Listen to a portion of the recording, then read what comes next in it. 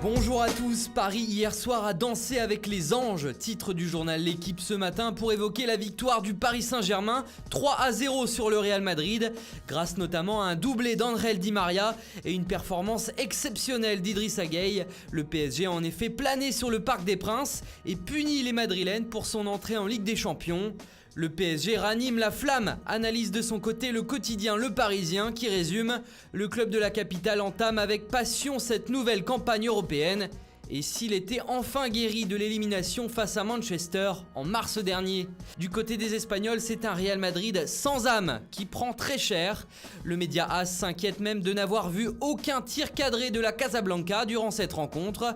Nous n'avons pas été à la hauteur. Une déclaration de Zidane que l'on retrouve en sous-titre. Le journal Marca, lui, constate avec froideur « Donc vous ne pouvez pas jouer l'Europe » en rappelant que le PSG a joué sans Neymar, sans Mbappé et sans Cavani. C'est un effondrement total de Madrid, le constat est sans appel et le coupable principal est désigné, Zidane, c'est fini. La presse espagnole qui parle en français pour signifier à Zizou qu'il a perdu son mojo européen et qu'il est en danger pour son poste. En Catalogne, à l'image du journal Sport, on affiche également cette photo du double buteur et ex-madrilène André Di Maria. Un Madrid fragile qui s'est fait écraser, résume le quotidien. Mundo Deportivo de son côté affiche Karim Benzema à sa une, se cachant le visage avec ses deux mains. Madrid KO, titre tout simplement le quotidien, en associant également la belle performance de l'Atlético qui a remonté 2 buts à la Juventus pour un score final de 2-2. Justement, c'est ce match qui fait logiquement la une en Italie. Dommage pour cette belle Juve, titre la Gazzetta dello Sport.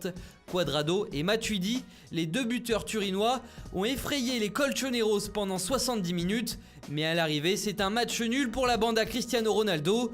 Dommage, mais c'est la vraie Juve, titre le quotidien Tuttosport, fataliste, d'autant plus que CR7 a eu la balle du 3-2 dans le temps additionnel.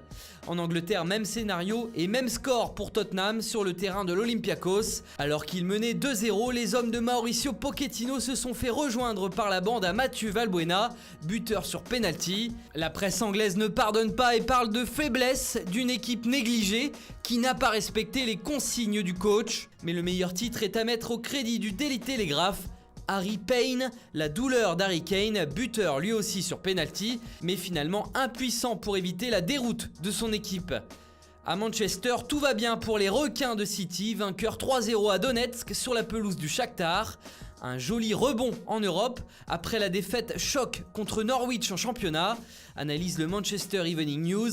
Dans le même temps à United, Victor Lindelof a prolongé son contrat avec les Red Devils. Le défenseur suédois est désormais engagé jusqu'en juin 2024. Le club d'Ole Gunnar Solskjaer affronte Astana ce soir en Europa League. Voilà, c'est tout pour aujourd'hui. Bonne journée à tous et à très vite sur Foot Mercato.